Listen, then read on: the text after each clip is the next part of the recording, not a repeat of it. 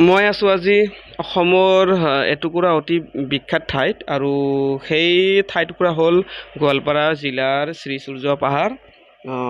ব'লকচোন মোৰ লগত আপোনালোকো আহক।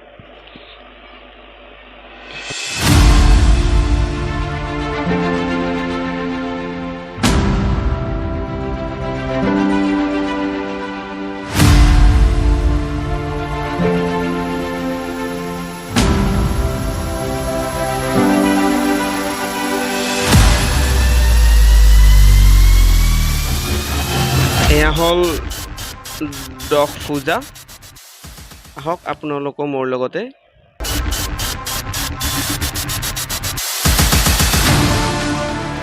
চাওক কিমান ধুনীয়া পৰিৱেশ।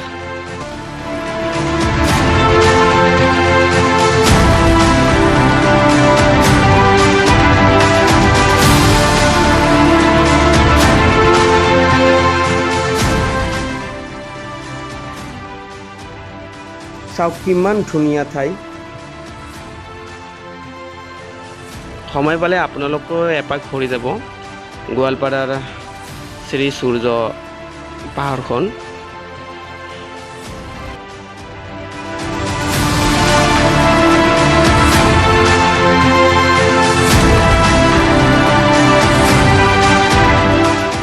ইয়াতে স্তূপ বহুত আছে। এইফালে গ'লে আমি পাম স্তূপ আৰু খননকৃত ঠাই পাম। এইফালেৰে গ'লে পায়, এইফালেৰে খননকৃত ঠাই। আৰু আমি যাম এইফালে এতিয়া। আৰু ইয়াতে স্তূপ বহুতবিলাক আছে। চাওক কিমান ধুনীয়া ঠাই। এইটো এটা স্তূপ।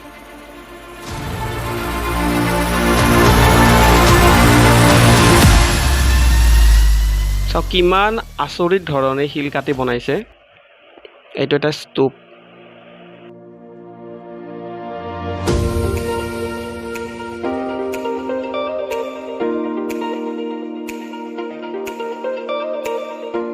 মুঠতে ভিডিঅ' চোৱাতকৈ নিজে আহি কেনে যদি আপোনালোকে এই ঠাইবোৰ উপভোগ কৰে বহুতেই ভাল পাব। বহুত বেছি ধুনীয়া ঠাই হয়। এতিয়া আমি গৈ আছোঁ সেই খননকৃত ঠাইলৈ।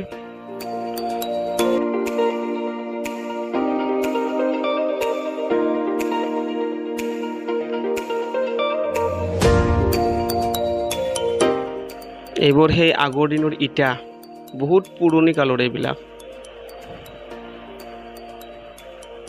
তো এনেকৈ ইটাবিলাক বনাইছিলে।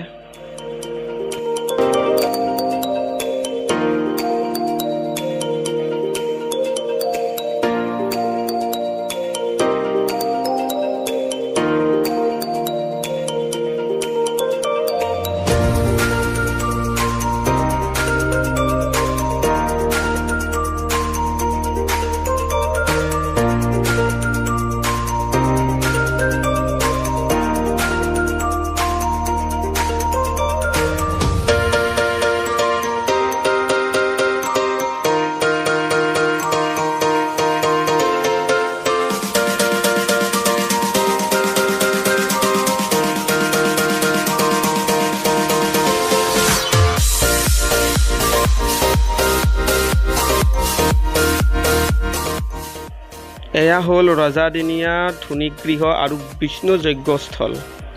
মানে ইয়াতে যজ্ঞ হৈছিলে আৰু ৰজাৰ দিনত।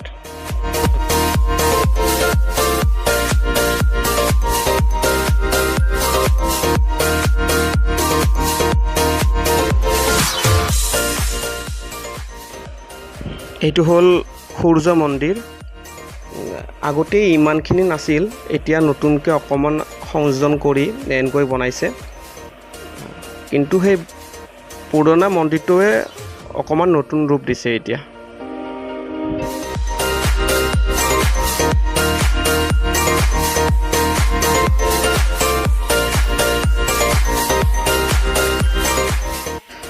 এইফালে আছে খননকৃত স্থান, স্তূপ আৰু জৈন গুহা। ইয়াতে গুহা কেইবাটাও আছে আৰু স্তূপটো বহুত বেছিয়ে আছে।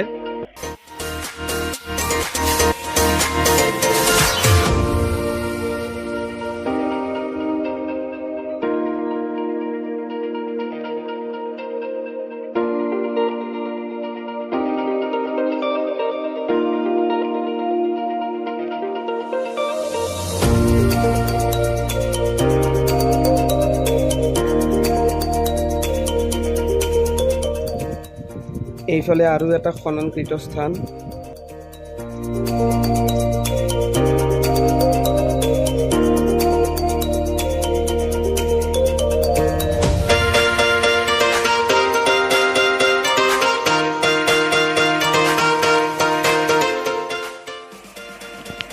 এইবোৰ সেই পুৰণি কালৰ ইটা,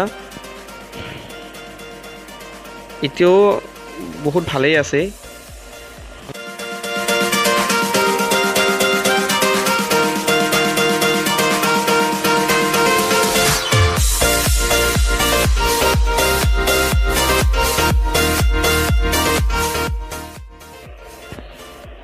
সৌটো এটা স্তূপ, চাওক কিমান আচৰিত ধৰণে কিমান ডাঙৰকৈ, সেই তেতিয়াই ইমান দিন আগতে বনাইছিল এইবিলাক।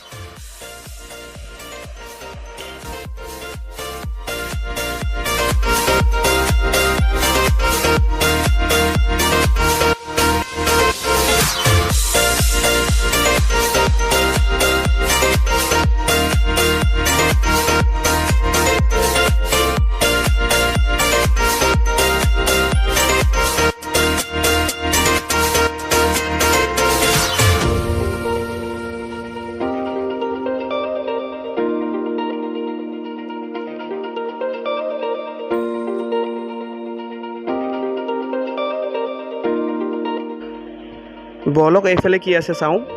মুঠতে পাহাৰখনটো ঘূৰি শেষ কৰিব নোৱাৰিব, ইমানেই বেছি বস্তু আছে যে গোটেই মই দেখুৱাব পৰাও নাই বা সম্ভৱো নহয় ইমান কম টাইমত গোটেইখিনি দেখুৱাবৰ কাৰণে।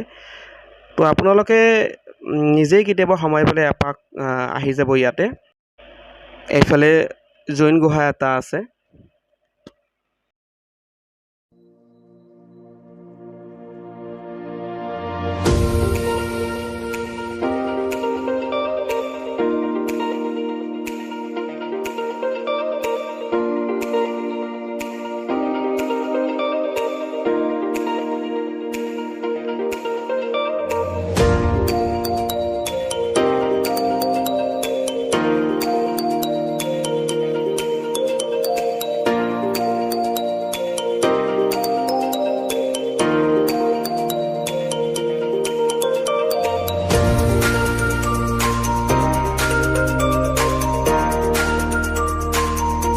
গুহাটো পাই গ'লো।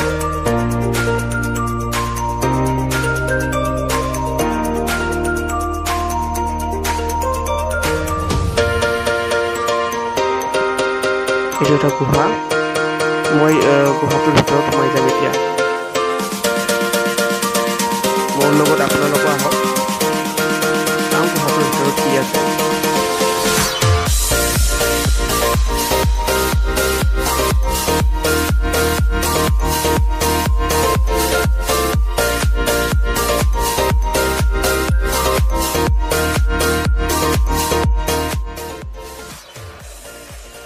এটা ভয় লগা অনুভৱ আপোনালোকে হয়তো অনুভৱ কৰিব পৰা নাই ভিডিঅ'টোত, কিন্তু আপোনালোকে নিজে যদি আহি চাই যায় তেতিয়াহ'লে গম পাব ইয়াৰে পৰিৱেশটো।